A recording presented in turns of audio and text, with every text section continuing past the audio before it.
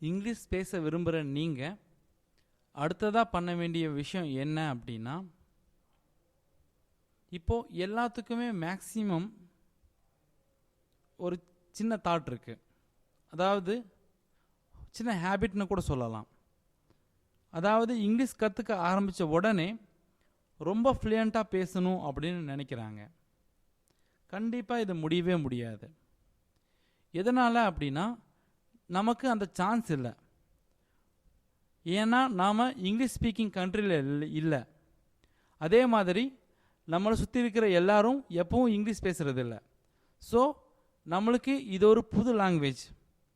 ஒரு குழந்தை தமிழை கற்றுக்கிறதுக்கு 4-5 வருஷம் ஆகிற மாதிரி உங்களுக்கும் இங்கிலீஷ் கற்றுக்கிறதுக்கு கொஞ்சம் டைம் ஆகும்.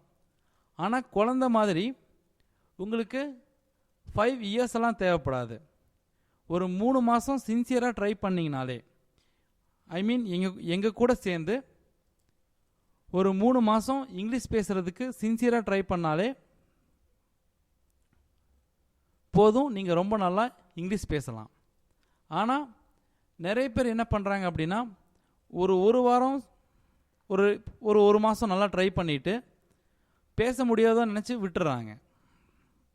இல்லை அவங்களுக்கு அந்த 3 மாதம் தொடர்ந்து ப்ராக்டிஸ் பண்ணி பேசுகிற அளவுக்கு பொறுமை இருக்காது.